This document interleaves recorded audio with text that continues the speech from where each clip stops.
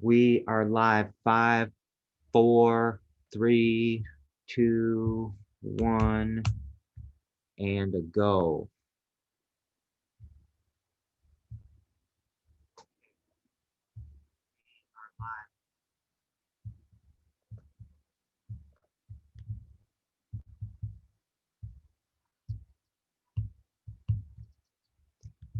All right, no audio.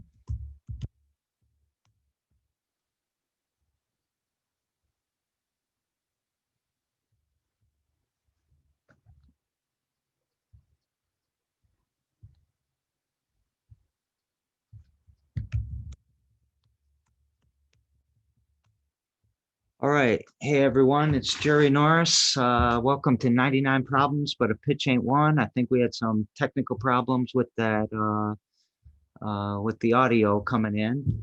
But why don't everybody come on screen? We've got a full set of presenters today, so we're going to start jumping right into this.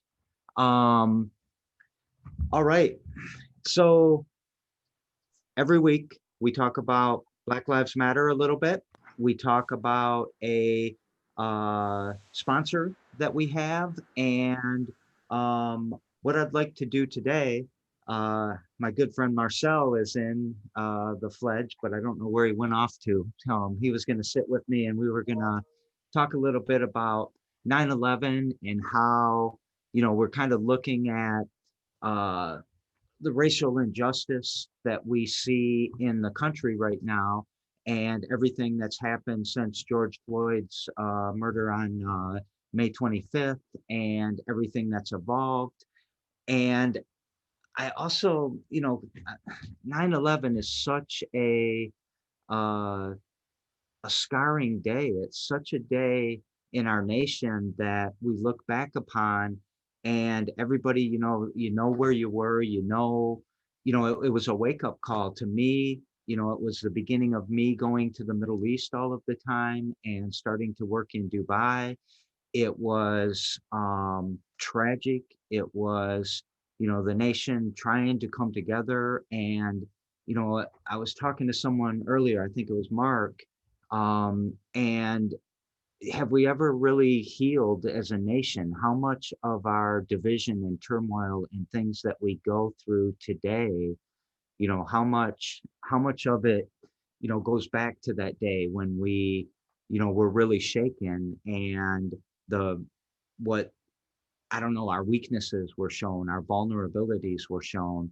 And, with in this Trump era, I he's done so many things to make me ashamed of what we do in the world.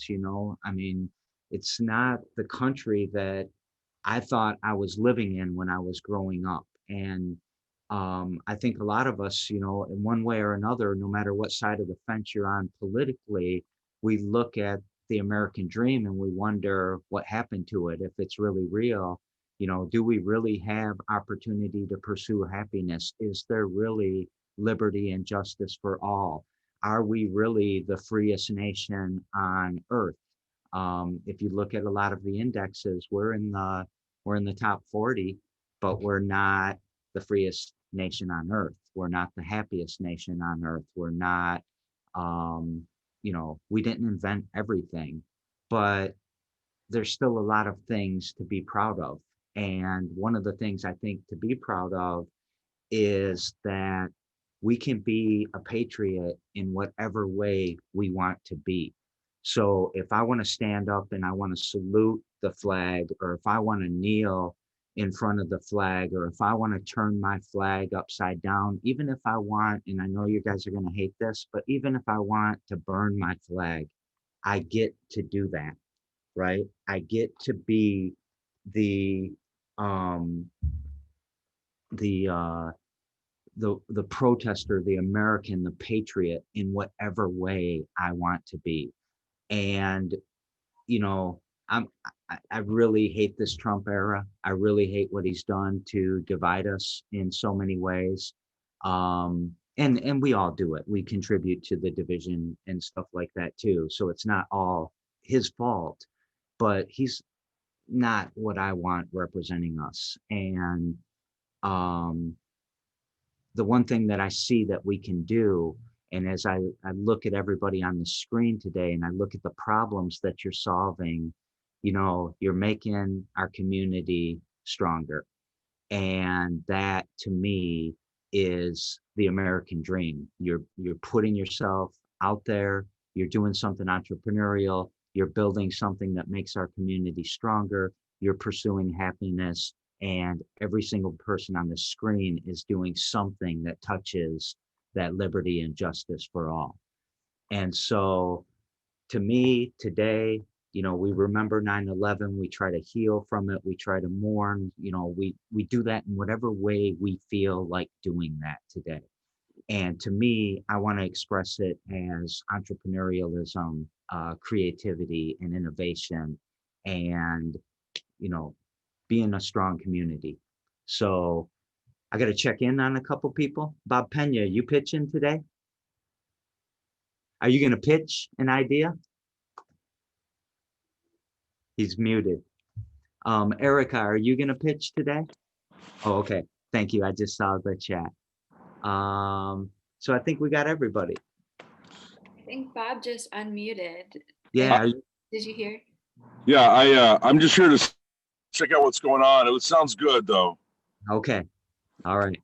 So we're going to start the pitches in a second. I'm going to ask everybody, sorry. I wanted to open it up a little bit. Does anybody want to comment on 9/11 or Patriot or anything right now? Yeah, Bob? Yeah, I have a friend who today's her birthday. And there's a lot of, I don't know, it's because of 9/11, it's especially hard for her, to try to celebrate on her birthday because of today. So, but it goes in sync with what you're saying about some of the bad things that are happening in the U.S. Not that it's anybody's fault, but sometimes it's painful, not just for her, but for all of us, really. We can do so much better. That's it. Anybody else? Thank you, Bob. All right. Brendan, you're going to be the first pitcher. If you don't mind staying on screen, everyone else, I'm going to ask you to go off screen, and we'll get ready for Brendan to come on. You hearing me okay, Mark?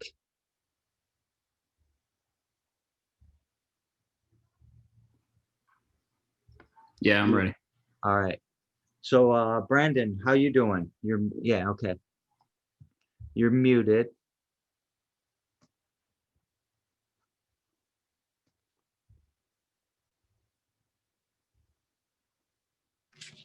Okay. Hi, everyone. My name is Brandon. I'm the creator, owner, and executive director of the Artist Umbrella. My pitch today is for the $99 is I would like to purchase umbrellas to brand and sell at our shows. With that $99, I can purchase 20 umbrellas, brand them, and sell them.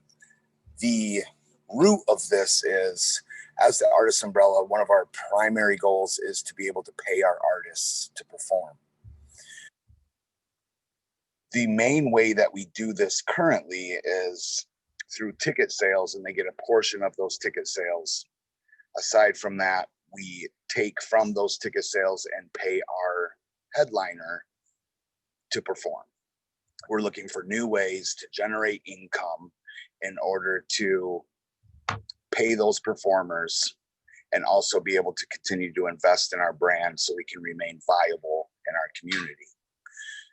With that $99, again, I'll be able to buy 20 umbrellas, brand them, and then sell them at a profit so that we can continue to create new and more developed, enhanced ways to continue to pay our performers so that the arts continues to gain value in our community. That is the the one and the all of this pitch. So I appreciate you guys taking the time to listen to me today, and I hope you consider this pitch. Thank you. All right. Thank you, Brandon. Good job. We'll have a question and answer after everybody else has pitched. So I'm going to ask you to go off screen, and I'm going to invite Michelle Ramon onto screen. Hey, Michelle. Hello. I think you're an old pro now, so you know how it works. So when you're ready to go ahead. Okay, today we need to rethink journalism. The problem with the rise of yellow journalism, propaganda, hate speech, fake news, and biased reporting has broken the public's trust. A solution is civic journalism. Civic journalism is entering a niche role where it can shift the position of news within public reception. The project we're going to talk about today is 517 Public Newsroom, a collaboration with City Bureau out of Chicago and Lansing Cityhood. It's an 11-week program of civic storytellers unpacking stories in our city that uses written stories, audio, video, illustration, photography, events, and much more. Lansing Cityhood empowers people with journalism tools to become conduits of information in their communities. By making this project a platform for discussion of community issues, the benefits are engaging our community and giving them a voice, instruction from established journalists and experts. Lansing Cityhood seeks support and participants for the 517 Public Newsroom. The plan is to disrupt Lansing and awaken our citizens to share their stories. One story I want to give is we asked a homeless man to take photos of the city, and he went over the entire city and captured photos that we published to tell his story. And that is just one story of empowering a person to share their vision or share their story. So I ask that you support us today, and thank you. All right, Michelle, good job. Really good timing too. So I like the evolution of your pitching. It's looking great. Katie, how you doing? I'm good. All right, you're on next. Okay. So just whenever I'm ready to start, I can go. Yeah, are you going to show the video? Oh, sorry. Yeah. Okay. Yeah, so when you're ready, go ahead. Okay. So hi, I'm Katie, the founder of Power and Passion. Today, I want to talk to you about a new project of our brand, clothing that creates conversations. I really started thinking about this at the beginning of the stay-at-home order, and then even more after George Floyd's death. I've just been trying to think of ways to create important conversations around prison reform, parole reform, police brutality, and racism. And one thing that I thought of is, you know, I'm sick of just buying these clothes that really have no meaning. I want to wear something that means something, that is doing something impactful. So I started the Clothing That Starts Conversations, which is just putting facts, figures, sayings on t-shirts and wearing them in the hopes of starting conversations with the public. So the main three goals of our brand is to create conversations and educate people on these important topics. And then the second one is to create change and to support local organizations that are already doing it is the third. Some examples of those organizations that will support through donating part of our profits to them would be the Village Lansing, Mikey 23, the Firecracker Foundation, and Voices of Color. You can check out my Facebook for pictures of the t-shirts, but there's a wide variety of different shirts that are just bringing attention to issues that matter. All right, good job, Katie. I have a the Village Lansing t-shirt on today. I went and visited them yesterday at your not your prodding, but you getting us back together again. So thanks for that. Jeremy Hurt, you are on next.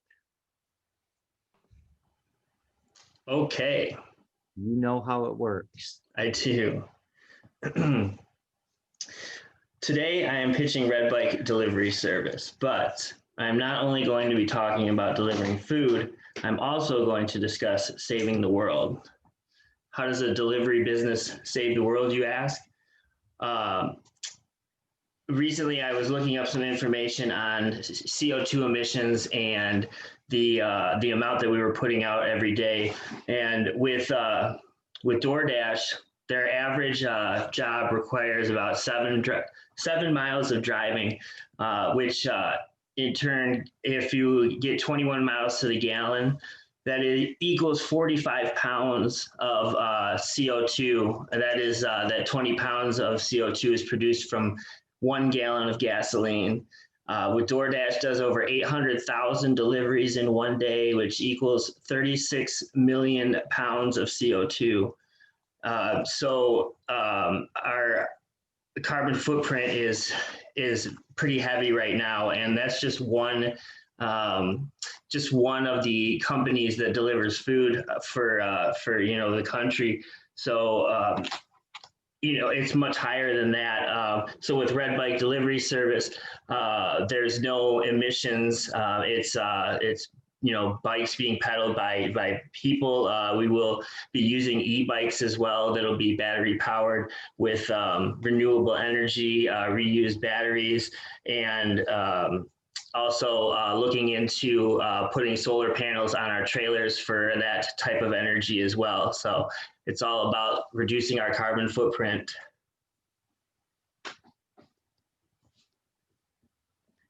All right. Good job, Jeremy. The idea is evolving. Is Marshall influencing you? A little bit? All right. Thanks, Jeremy. James, you're eager, ready to go. What? I just woke up. Well, you got a pitch. Okay, yeah. Is my sound and video coming through okay? Yeah, everything's great. Okay. So,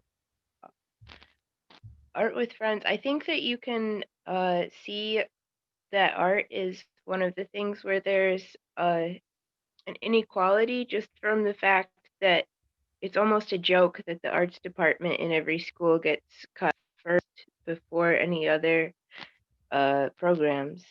And I think that art is really important for everyone to have, especially the kids in these schools where their fund would be cut first, because it helps you express yourself and heal from trauma. And it's a really good, it's a very human thing to do. And it's really hard to do if you don't have the supplies and the knowledge on how to use those supplies.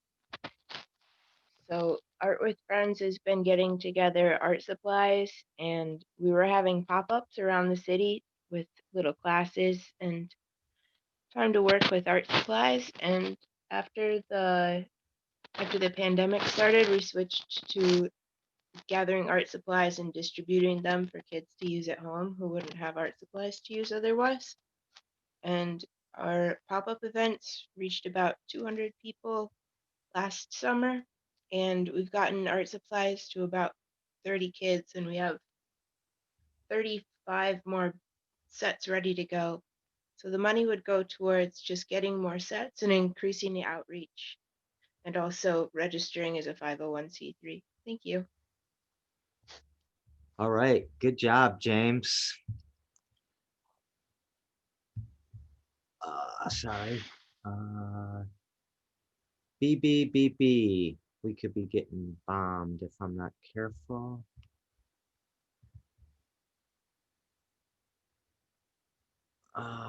Sorry, one second. Are you ready to go, Wesley? Yeah, I'm ready to go. Okay. Then when you are ready, please go ahead and go. Okay. Good morning, everyone. My name is Wesley Ma. I'm the CEO of HealthFX. We're a healthcare software company that helps non-native speakers and refugees navigate the healthcare system. So I created this company because, like many second-generation Americans, my co-founders and I had to help our parents navigate the healthcare system without knowing much about it ourselves.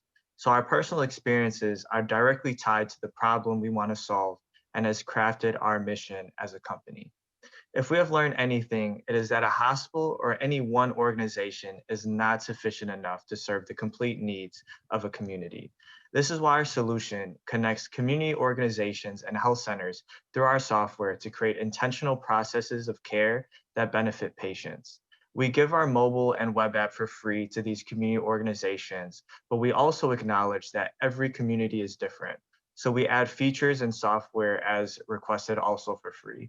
This may mean a telehealth service for one organization and a translation management system for the next.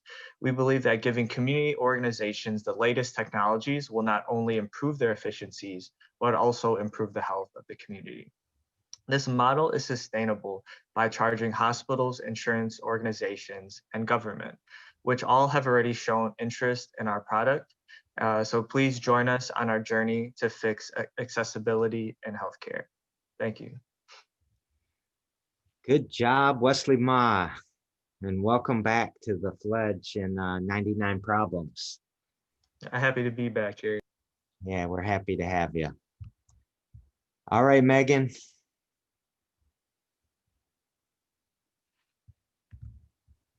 All right, can you hear me? Oh yeah, I never came back on screen, sorry. Can hear you, can see you. Everything's looking great. So when you're ready to go, All go right. ahead. Hi, I'm Meg. I'm the founder of Creative Dying. And as a nurse and someone who's sat with folks near the end of life, I've seen firsthand that we need new ways of dying. Right now, most people are dying in hospitals, hooked to machines, often with pain and even anxiety and depression. But most of us say that we would prefer to die comfortably in a place that feels like home and that's free from suffering. I believe that we can bring more beauty, comfort, and intention to the end of our lives. Creative dying is about curating the last phase of life in an open-hearted, authentic way. Our goal is to establish a network of inclusive, community-based, psychedelic-friendly dying centers.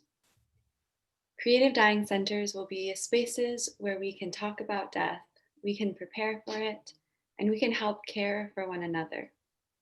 These spaces will be warm and inviting, filled with color and life, and will offer opportunities to practice meditation, create art, connect with nature and friends, and have psychedelic experiences.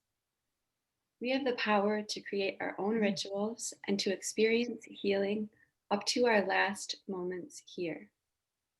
If I am fortunate enough to win today, I will use the funds to cover the cost of maintaining our website, which helps us connect with collaborators, as well as purchase more end-of-life planning supplies to share with the community.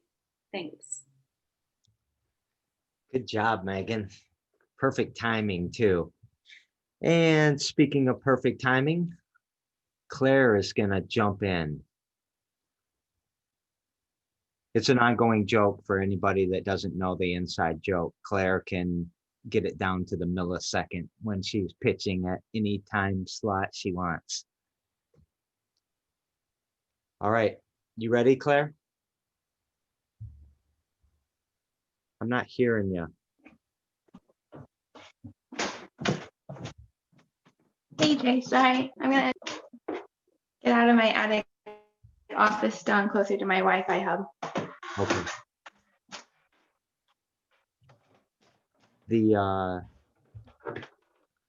Give you a little bit of time. Let us know when you're ready and I'll go off screen and you can start.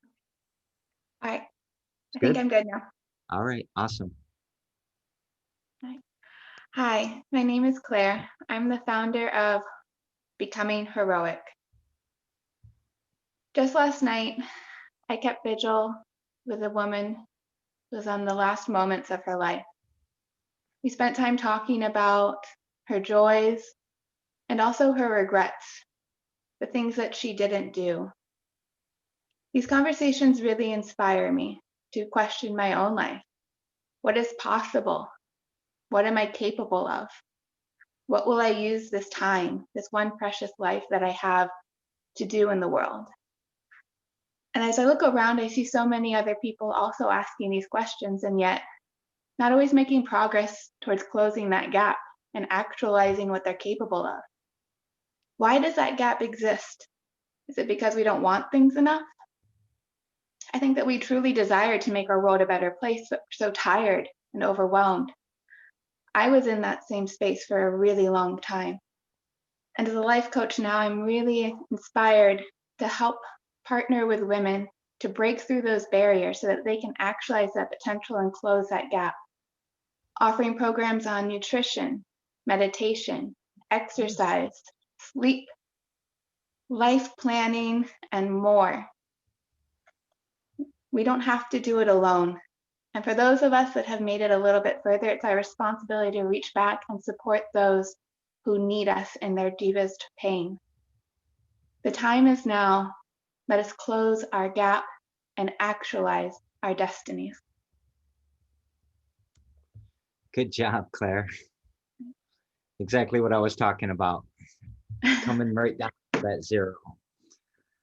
Okay, so 8 pitches today. 8 potential people to ask questions to. Everybody can come back on screen. I'm sorry if you don't mind, and if you'd like to come join Claire and I. This is the time for question and answer. So would anybody like to ask any questions? And I know that, I can see Kevin and Fonda are out there on YouTube viewing and giving input. There's several other people also watching. So if you want to ask questions, if you want to get ready to vote out on YouTube, please feel free to do that. So I got you, Wesley. I saw that. So anybody, do you want to ask any questions about any of the presenters today? And you can ask, a presenter can ask a presenter. Bob, you can come in and ask something. Anybody who wants to ask can ask a question. I have a question for Wesley. I am so excited about your idea. That is so important. And I'd love to hear, like, logistically, like what kind of services actually help people navigate the system. I've seen, like, we have interpreter iPads at the hospital, but they don't often get used and they're pretty clunky to use. So I'd love to hear about what you're creating. So one thing we're creating apart from the technology too, and the tech services, is also a new process. So leveraging nonprofits in the community organizations in the community, whether they be churches or refugee development center or other ethnic group organizations. So the reason why people aren't able to use Language Line or able to use, those iPads is because of health literacy, access, and awareness. So if we're able to have people process that, community centers, in partnership with the hospital, we're able to get everybody kind of on the same page as to what they're supposed to do before and after, the hospital, which notoriously the, hospitals and clinics are not able to fill those gaps because they're not in the community. And so that's what we believe is the most effective way to go about it. So not only the tech side, but also, the human side of healthcare. Thanks, Wesley. That answer your question, Meg? All right. Anybody else?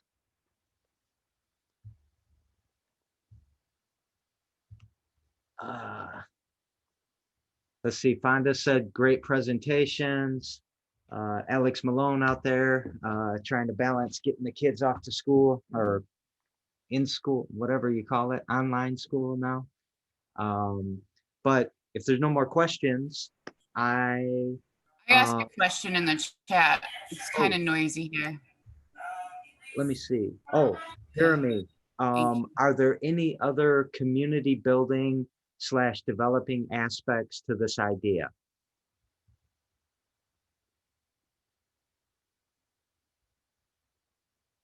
What? I'm sorry. What? I missed it. Yeah, the question is, if there are any community building, any other community building or developing the community aspects to your idea. Oh yeah. Actually, that's a great question that I didn't get time to fit in. So thank you for that. Yeah, it's so we would be the delivery people would be from the neighborhoods that the restaurants are in. So it'll be local people that you're familiar with, or that you can get familiar with at least, instead of just some random person that tends to show up in a random car that you just have to kind of wonder is your delivery person. And then also the the money. So the money spent too will be going to your neighbor basically, and then they'll be reinvesting it into the community. The restaurants will save money because it'll be cheaper than the Grubhub or DoorDash options, which means that they get to spend money on better equipment and product and stuff like that. So it's really building everybody up.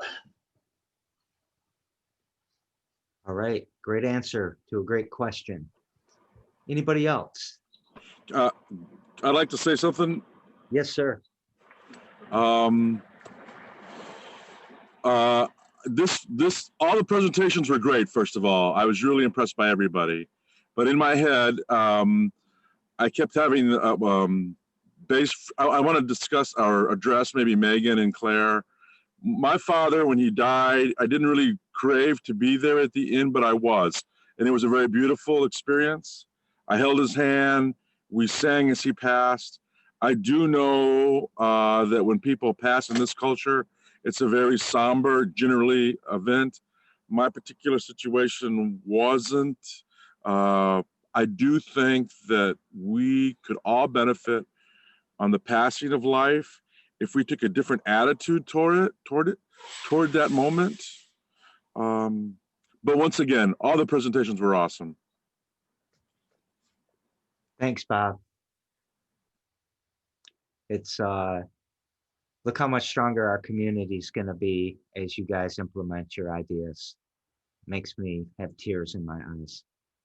I'm going to launch the poll. All right. You guys good with that? So everybody's here. I've got one vote that I've counted from online so far. So anybody out online, please vote by giving me a number in the chat if you can.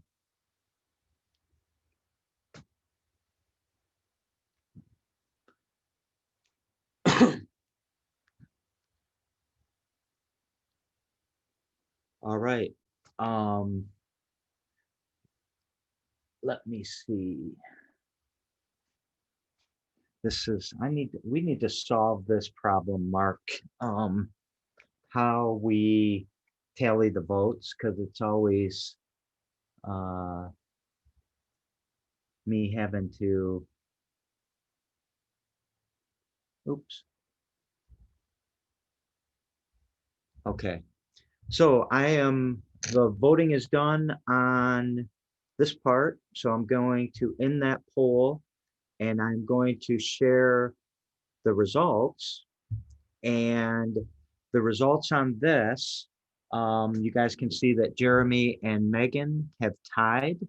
And then the online voting, there was 1 to James, which would put you at 3, James, and there was 1 to Michelle, which would put you at 3 as well, Michelle. So that doesn't solve our problem.